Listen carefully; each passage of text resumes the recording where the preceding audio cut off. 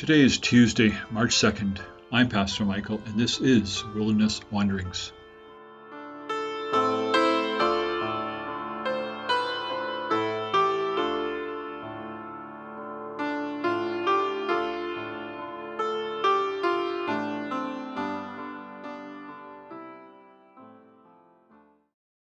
Today our text comes from 1 Chronicles 29.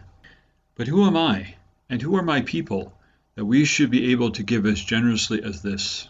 Everything comes from you, and we have given you only what comes from your hand.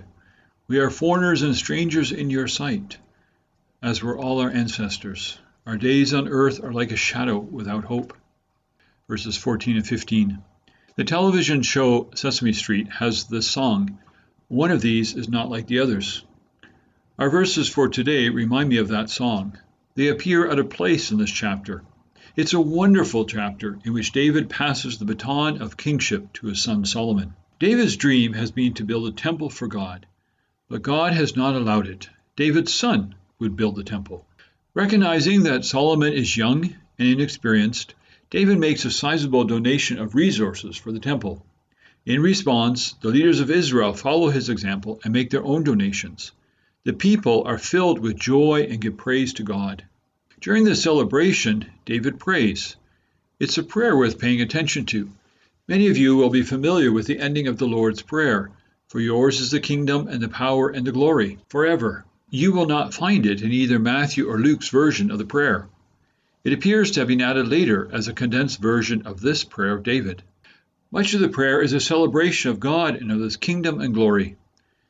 After all of that, we find our text. But who am I? Our days on earth are like a shadow without hope. On its own, this seems rather odd and out of place. But in its context, it calls us to a similar spirituality. The theme of the chapter is the temple of God. This is the place in which God will dwell among his people. It is a theme carried throughout the rest of the Old Testament and into the New. As we know, the physical temple was not a permanent dwelling place for God. But that was the hope and dream of David. That desire would come to fulfillment in Jesus Christ, and is also pictured at the end of the Bible as God coming down to earth to dwell among his people forever. In this passage, David articulates that without God dwelling among his people, they are nothing. They have no hope. Everything they have is a gift from God. As David hands over the baton of kingship to Solomon, he is deeply aware of how precarious a position Israel holds in the world. Without God, they are lost.